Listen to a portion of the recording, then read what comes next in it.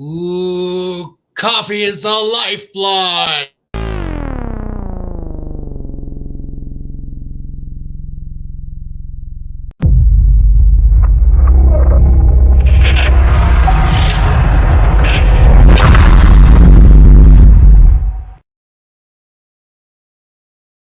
This is COFOH Live Undead. I am your host, Daniel Crosier, and I am joined by the amazing Zachary Helm. Oh, yeah.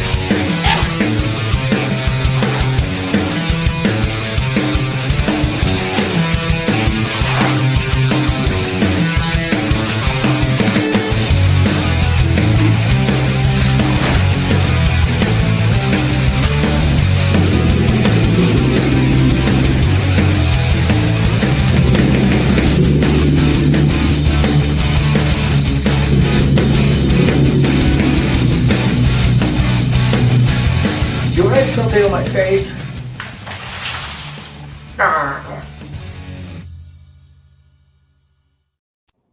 Zachary, how are you, sir?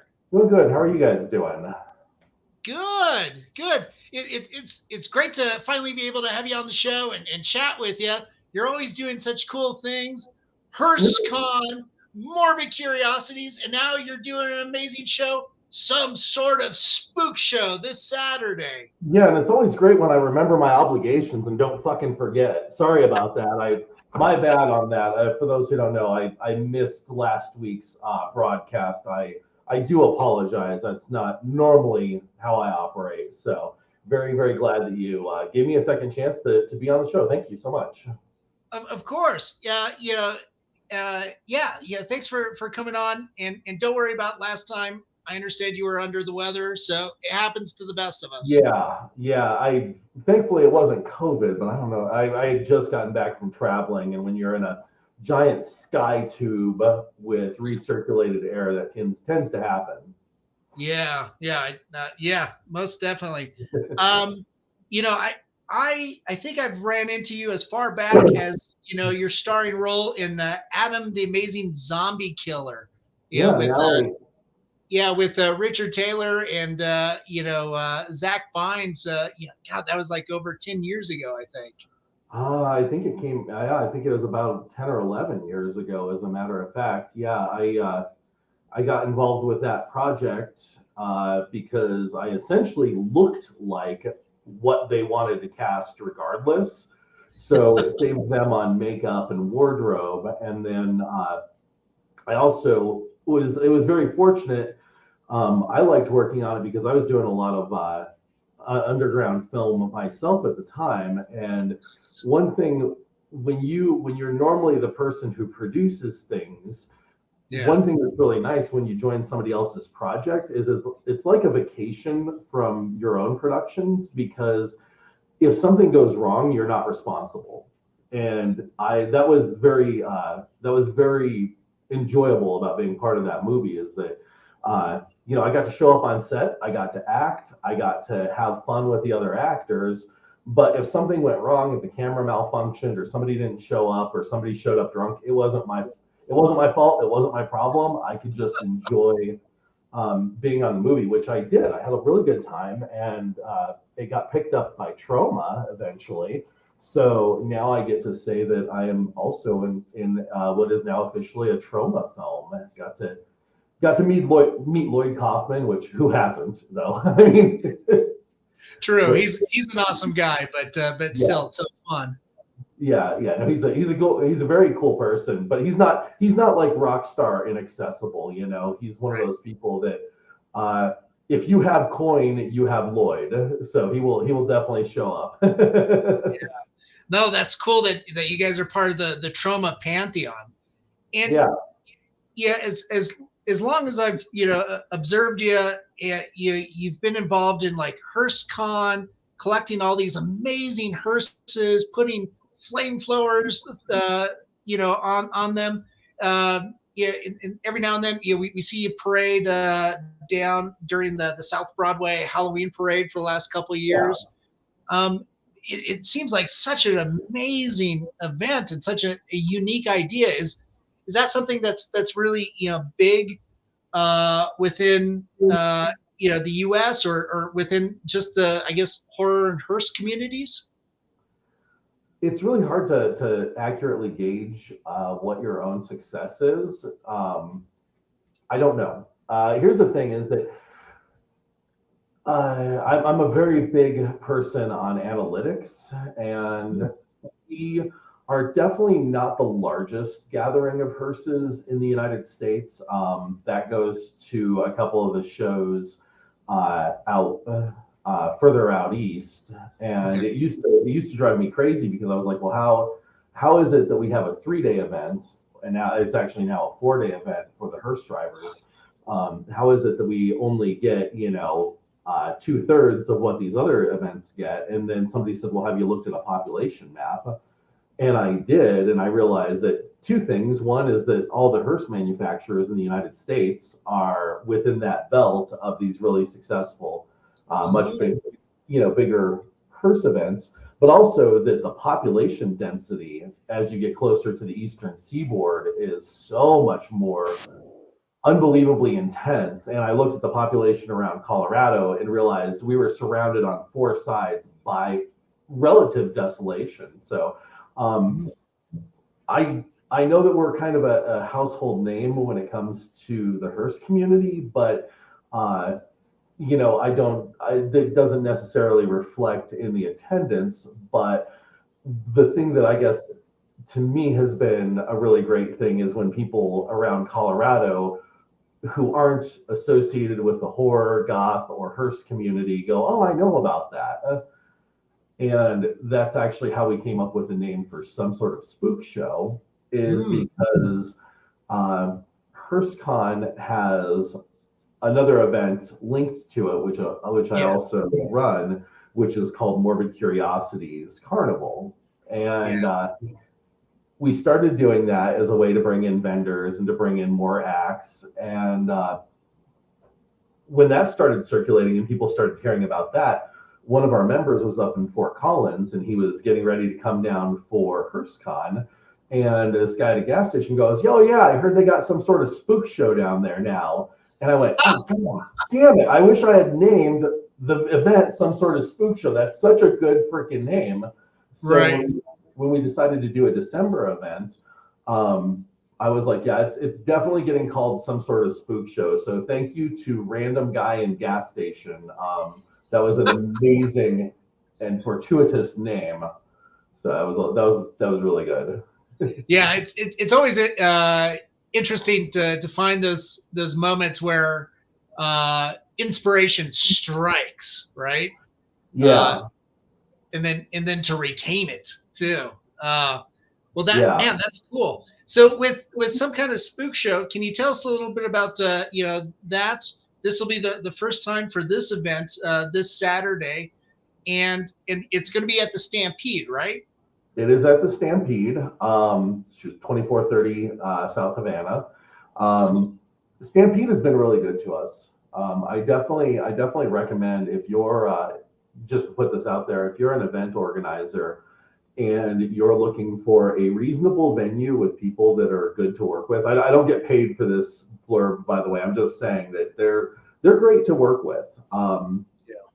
If you guys put on an event and I mean, there's such a disparity between venues. There will be some venues that are just a dirty parking lot with no facilities, and they will want $10,000 for the use of their space for an afternoon.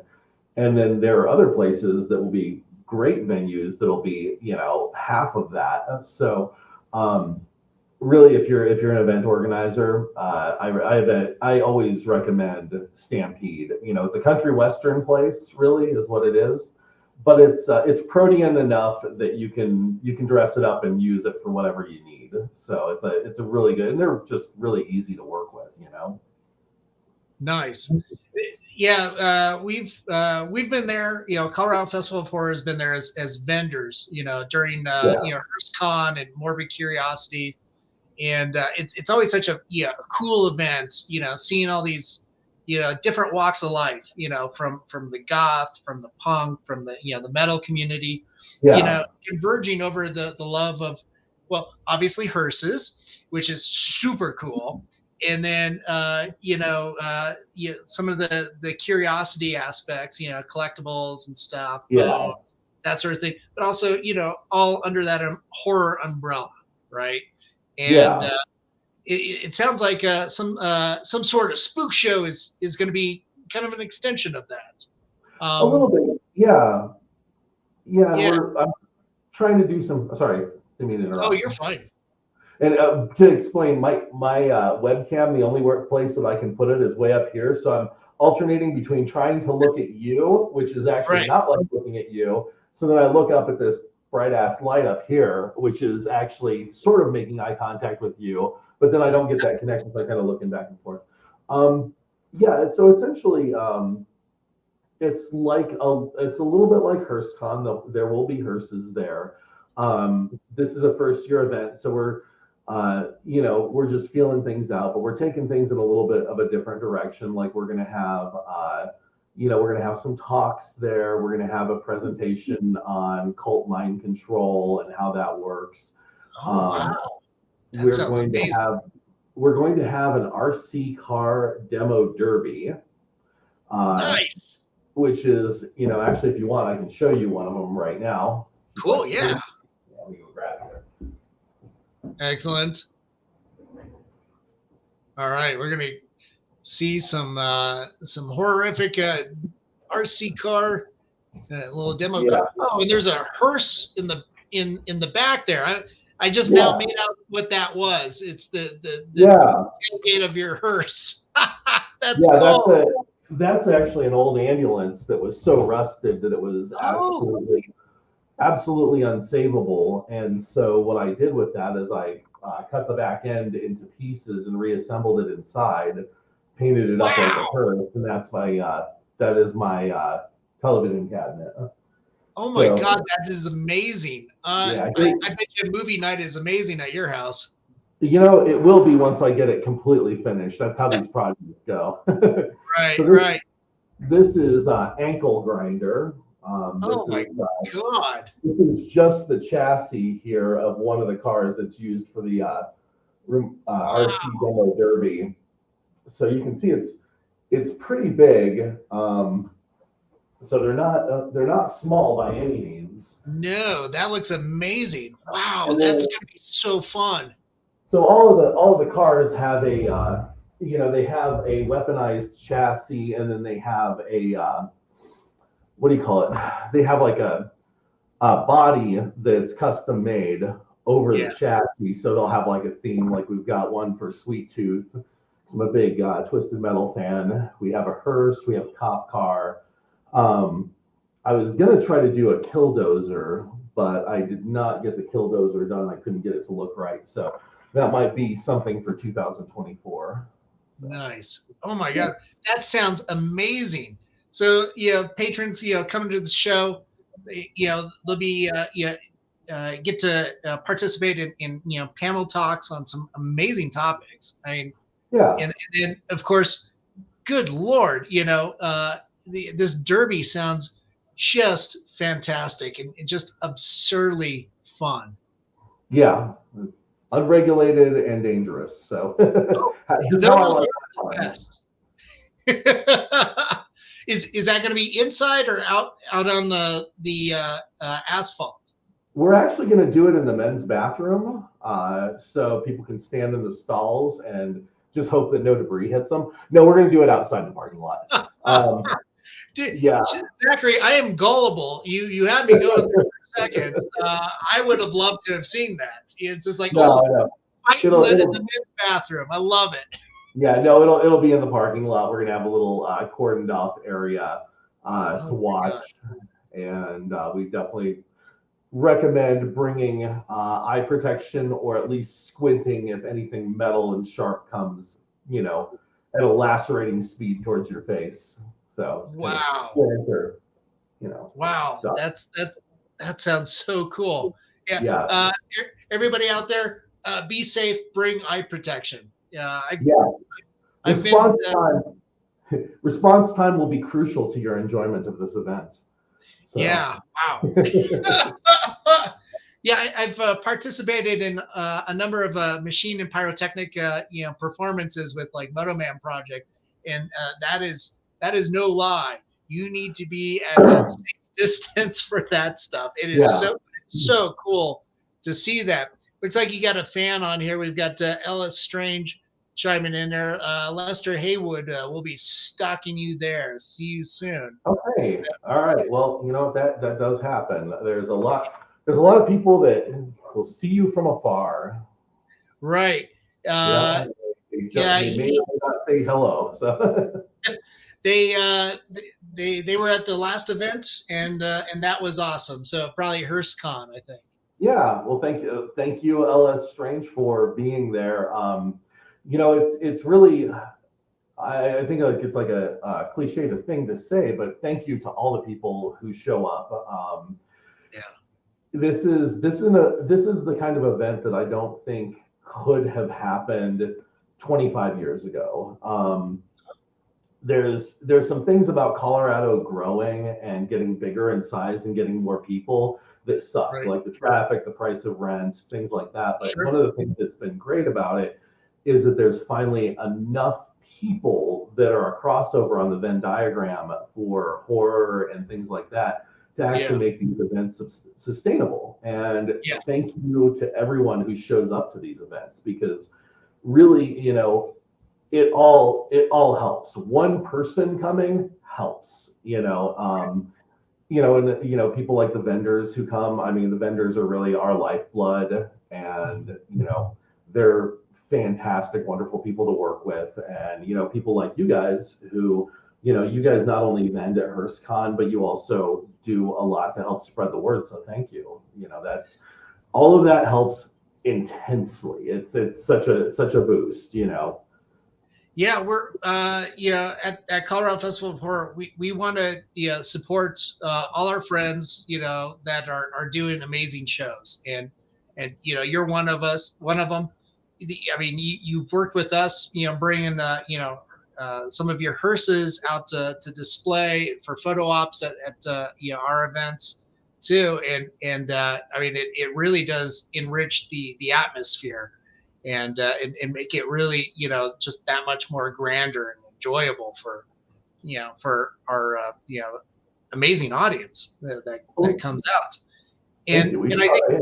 Yeah. yeah, and I think too, like so many local events that are doing such cool things. Yeah, we need to support each other and let our audiences know. It's like, hey, if you like this, go check out Zach's show. They do this, and now you guys are doing a demolition derby. And it's like, yeah, that's pretty sweet. I can't Well, wait to see that. and that's something that I actually feel pretty strongly about too, is shows and event organizers supporting one another. And the thing is that back in the day, you could go on LiveJournal or MySpace. I'm really dating myself here, but I and remember those days. yeah, and you could post an event. If you see me playing in my lap, I'm not jerking off. It's your office assistant. Yeah, I've got more than a couple of them right now, so that's Cash. He's helpful. Back in the day, you could post something online, and because everything was chronologically sorted, if you were smart about when you posted it, if you had a lot of people who followed you and you posted it at the right time, people would repost, share, comment, and you didn't have these aggregation algorithms that truly just suck. They work for a small sliver of people, and I'm going to get up on a pulpit here for a minute, but anybody who knows me has already heard this rant. It's the fact that someplace like Facebook will tell you, hey, give us $100 and we'll promote your post. And they'll tell you that 7,000 people saw your post.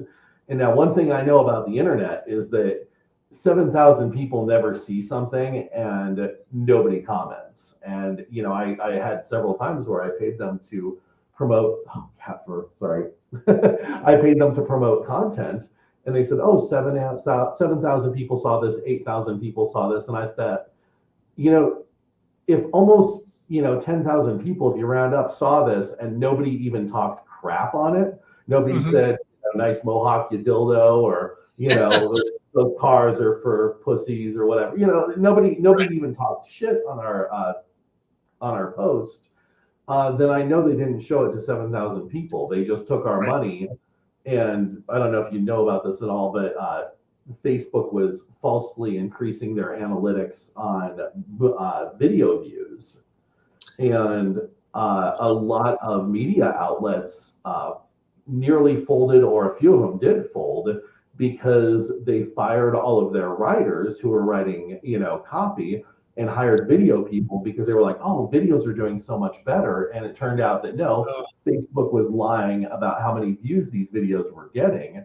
And there was no culpability for it whatsoever. So I don't have a lot of faith in Facebook, but what I do have a lot of faith in is other event promoters, people locally, and the concept that, as many of those people that you can work with and exchange favors with is amazing. And so, I'm a huge proponent of that. I'm a huge proponent of spreading the word and trying to get the word out about everybody's events. And like, I loved Colorado Festival of Horror. Crypticon can suck a big fat wet one. Oh. I was not a fan of Crypticon, but they're not local. So screw them. And they're also horrible to work with. So I'll go on record with that. But yeah. Nice. Yeah. We have yet to have, I think, really any real experience with Crypticon. But it's, again, we love, working with our friends, and supporting that local atmosphere.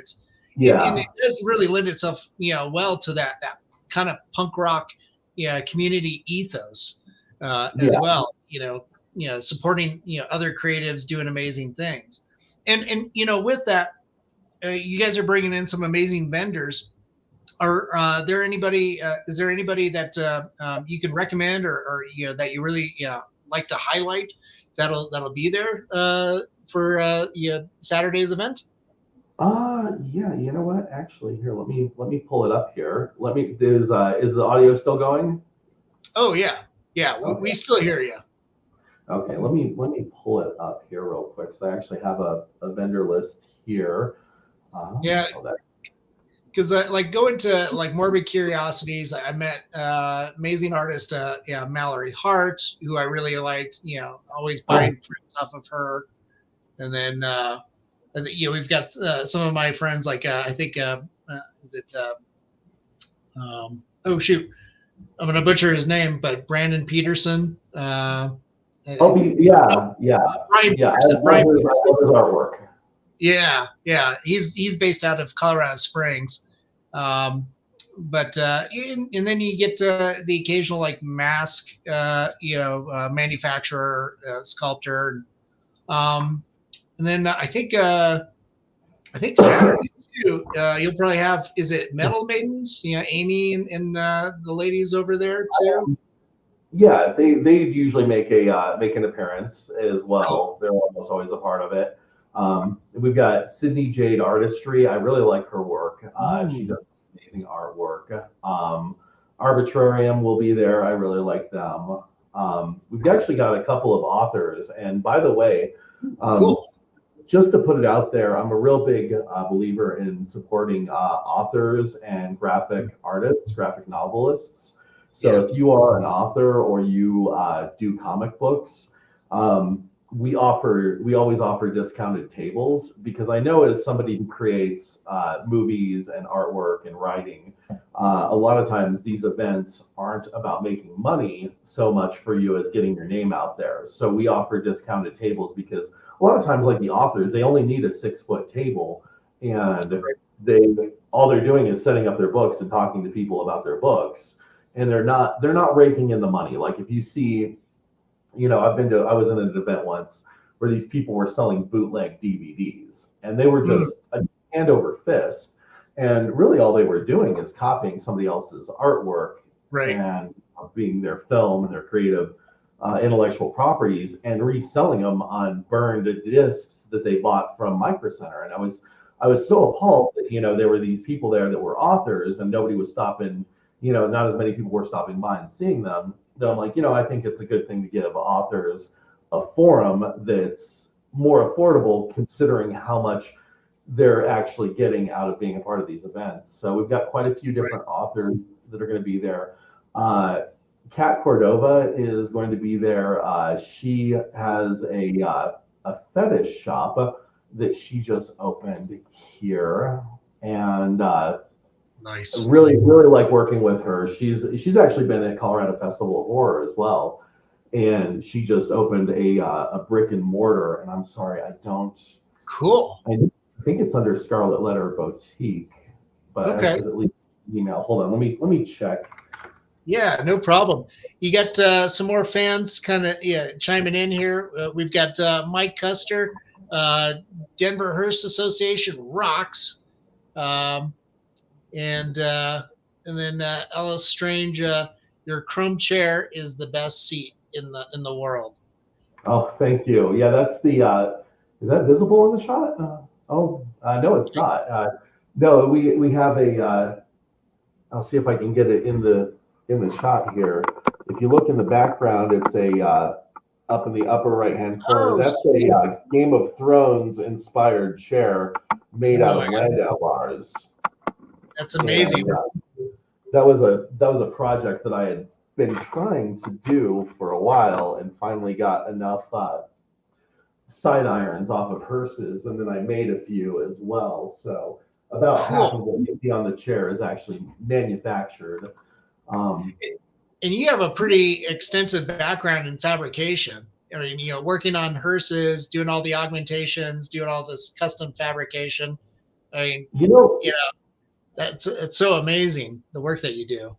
Yeah, I'm not as much of a fabricator as I would like. I would say I'm introductory level. A lot of times you have these people who are, literal. God, why can't I think of the word? Not metalsmith, but people who own lathes and CNC machines, and people who actually own an anvil and have a use for it. That's not me. I'm the person, I know enough to get by and to be dangerous and to make things that look good and are usually over-engineered, but I'm not as much of a fabricator as I'd like to be.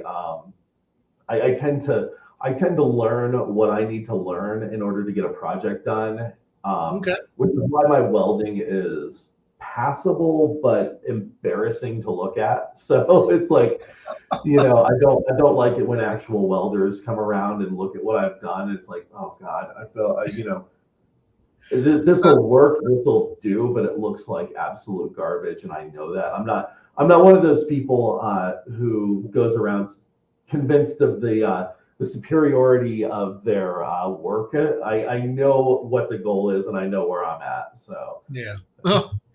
Well, I still am a fan, so I admire it. Yeah. Thank you. I didn't mean to downplay the compliment, so thank you. No worries. Looks like Mike also said that Robot will be vending there too. Yes, Electric City Repair, which is actually, he's a member of the Hearse Club. Robot runs Electric City Repair out of Westminster, which is, first of all, not only a record store, but they do repairs on electronics that are old school stuff. Like, they're one of the few places that will repair guitar amps. And they will repair vintage electronics, and they will do board level repairs on things. It's just pretty amazing because that's something that used to exist in Denver for fairly easily, because there were so many TV repair shops and VCR repair shops, and now in kind of the throwaway society that we've become, you don't repair a DVD player that you spent $23 on at Walmart. You go buy another one.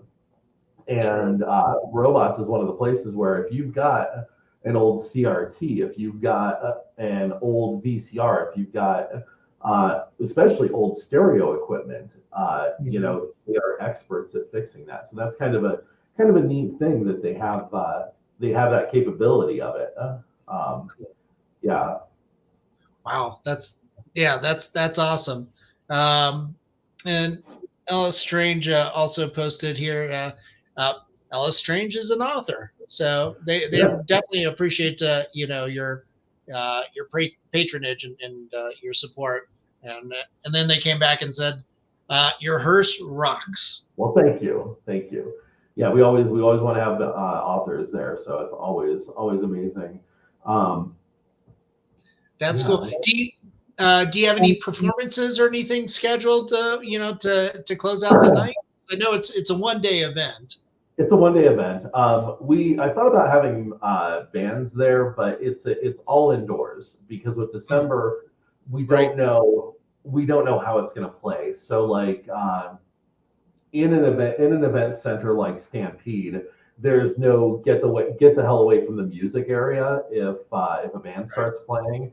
So I had to make the decision that we'd rather have presentations and people talking on stage. Also we have a spooky show and tell. So if you have strange items that you want to come and show off on stage, there's $100 cash prize for first place. Just email us morbidcuriosities@yahoo.com if you'd like to join us for the show and tell, because that's another thing going on stage. But we didn't do bands because I just knew that the music was going to blast people out of the area if we had it playing. Right. And since all of the vendors are indoors, that just decided not to do that this year. No, we totally understand that. We've always had to deal with noise issues. That's always the thing. Yeah. Can you tell us about like ticket prices? What can people how can people buy online? And we do, for everybody that's watching, we do have the Eventbrite link scrolling at the bottom. So make sure to take a screenshot of that and copy and paste that after the broadcast. Go get your tickets. Yeah. So yeah, you can. The easiest way to get to us is morbidexpo.com. So morbidexpo.com will take you to our Facebook page. You can click the ticket link on the Facebook page and get a ticket there. The tickets are $13. And also, I just always want to mention this. If anybody says that they're selling tickets online, that they can't make the event and they're selling the tickets cheap, that's always a scam. Don't believe that. The tickets are not transferable. So I just always like to mention that, like every time we have an event come up, we have people commenting on the post that are like, "Oh, I just tested positive for COVID and I'm selling my tickets cheap." And it's like no, don't fall for those. But yeah, it's $13, and you can also buy tickets at the door the day of. So yeah. Cool. Are they more expensive at the door, or are they the same price? It'll be the same price at the door. Oh, so, cool. Nice. Yeah. I just put your morbidexpo.com site in the comment section, so folks can go there. And it sounds like such an amazing event. If you're able to continue doing this, are you going to look at doing it in December to kind of tie into the holiday shopping for next year also? Yeah, we'll be keeping it in December, especially since that's the halfway point of the year. Gives us enough time after Halloween that it's not a Halloween event.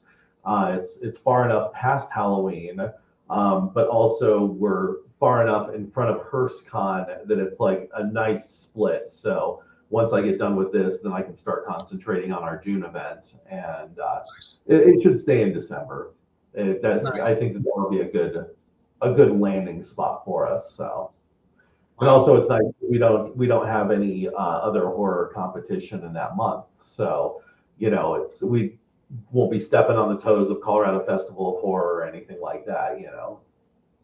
No, that's perfect. No, this sounds incredibly exciting, and I can't wait to to see this this first event manifest. I mean, but granted, it's an old hat for you in that you've done HearseCon, Morbid Curiosities for so many years. How long have those events been going on? HearseCon started in 2007. It was an idea that I had. Well, how it started was that I wanted to do a photo of all of the cars in the club together and all the members with their cars. I wanted to do a group photo. It's kind of a show of force, like this is how many cars we have. And so there was a tattoo shop down the street that had roof access. And I was like, okay, can we use your back lot for this? And they said yes. And I thought, well, if I'm getting everybody together for a group photo, we might as well make it an event. And so I had a couple of bands play, and then we had some food come in. And I thought, well, if we're doing Saturday, might as well do something on Friday and something on Sunday and see if we can make it a weekend thing. And if nobody shows up, then that'll be fine, because I didn't spend any money on this. I didn't try too terribly hard, and it actually went over pretty well. The fun kicker to that is that I forgot to take the fucking photo. I was so busy that day that I forgot to get up on the roof and take the snapshot. And that was a trend that continued for 2 more years, where I forgot to get the roof photo. And then finally, year 4 of HearseCon, I had the wherewithal of mental capacity to get on the roof of Dave & Buster's and take the actual photo. But so it kind of grew, and then we added Morbid Curiosities, I believe in 2018. Oh, no kidding. 17 or 18 is when we added that. And part of that too was that HearseCon had previously been free before that. And it's great to run a free event if you can. And I'm always appreciative of the people who do. But I've started to understand that it's very much an impossibility in a lot of cases, because running a free event, once it gets to a certain size, it's always dependent on favors. It's always dependent on who you know that has a large area that will let you use it for free. And part of that for us at HearseCon was the fact that we could bank on saying, well, we don't make any money off of this. We're not, could you find it in your heart not to charge us to host this event in your parking lot, because we're not making any money off of it. But it started getting to a size where even the people who hosted us, who let us use their parking lot, it's like, well, there was an expenditure of effort on their part, where it was like, well, everybody who comes to this event is using their bathroom, and they're just leaving it in the same condition that Jasmine St. Clair was left in after her biggest video debut. And it's like, oh God, that is awful, So when people have to deal with that because of your event, then they start asking like, well, why am I hosting this here? And you end up where we did, where it was like, once you have, nearly 100 cars and you have all these vendor booths, somebody wants to know what's in it for them, and you have to start paying them. And it's an unfortunate evolution, because you're either going to plateau and never move beyond that, or you're going to have to say, okay, we do have to start charging people and actually creating an economy here, or the event won't last. So I totally understand that. Zach, we're about out of time, but man, it's been great having you on and chatting with you and learning more about all the cool things that you're doing. The new show, some sort of spook show. I can't wait to all the cool manifest from that show. And my hat's off to you. Congrats, because putting on events is a tough endeavor. It is, and luckily we have.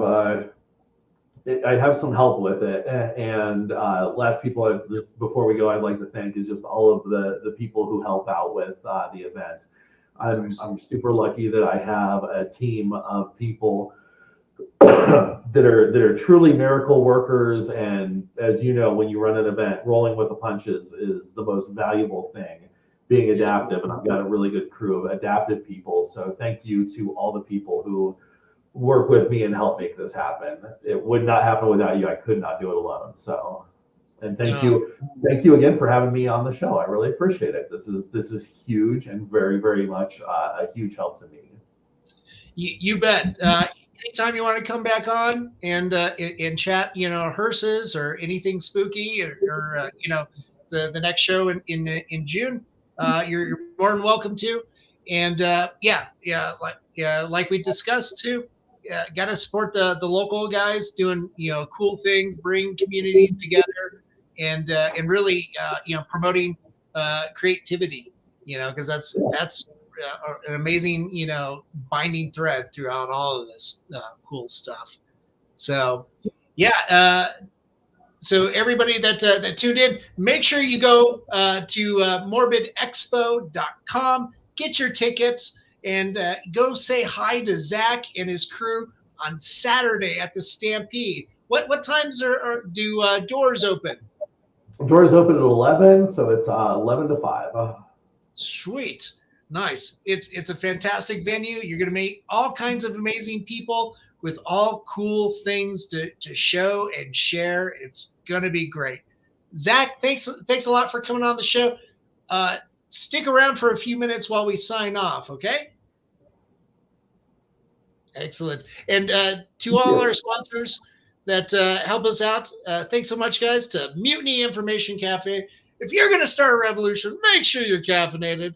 To our friends at Hellfire Entertainment, thanks for rebroadcasting us on your social media. To Groovy TV, and of course to Alien Donut Films and Angela Joseph Productions. Thanks to Bill and Angela over there, respectively, for all your support. And of course to my producers, Lily Fisher, Stefan Santa Cruz, and Amanda Armstrong. Thanks so much, guys, for putting up with my shit. And we'll see you Saturday at some sort of spook show. COFOH's going to be there. Go there and say hi to Brett and Jeannie, and damn it, introduce yourself to this amazing young man, Zachary Helm, doing amazing fucking things. So, to everybody out there, be good, be kind, help each other out during tough times, and stay spooky, everybody. Have a good night.